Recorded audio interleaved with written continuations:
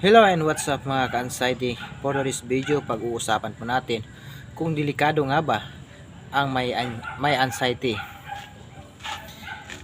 Para sa akin mga ka-anxiety, sobrang delikado po nito at pwede tayong mauwi dito sa pagkabaliw at pag-attempt ng pagpakamatay mga ka-anxiety. Kaya mga ka-anxiety, hanggat maaga pa natin mga ka-anxiety, huwag po tayong magpakontrol, huwag po tayong magpadaig sa anumang naramdaman natin mga ka-anxiety, lalo na dito sa anxiety disorders. Dapat po hindi po tayo magpakontrol nito, dapat po ay labanan po natin mga ka-anxiety. At mga ka-anxiety, marami pong paraan dyan para mawala ang ating anxiety.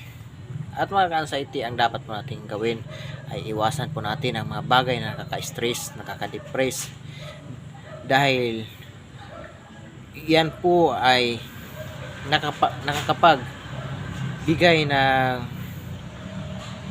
anxiety natin, yung stress at saka depress. Kaya mga ka-anxiety, una natin gawin, pag meron tayong mga problema, pwede tayong magpag-usap sa mga pamilya natin, sa social media, at pwede tayong pumasok sa group chat na may mga anxiety disorders mga ka-anxiety. Kaya lang mga ka-anxiety, hindi rin nakakatulong minsan yung groups, dahil ang makikita lang po natin doon, nababasa po natin puro negative. Kaya mga ka-anxiety, mas maganda at mainam ay gawin nyo na lang po kung anong gusto nyo. Gawin nyo na lang po kung ano yung makakapagpabuti sa inyo, na mismo kayo lang po yung magawa na makapagpagaling. At unang-una po, kasi ginawa ko dati mga ka-anxiety ay hinahamon ko talaga yung sarili ko na pumunta sa isang lugar maraming tao, para doon ko po malalaman kung hanggang saan po talaga yung kaya ko.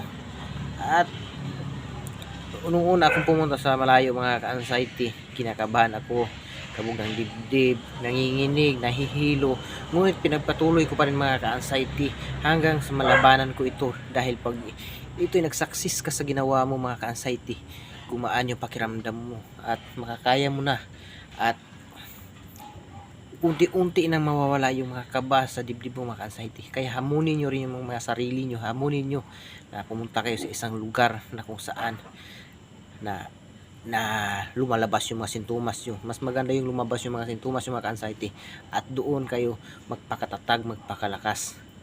At kung magawa nyo yun mga ka-anxiety,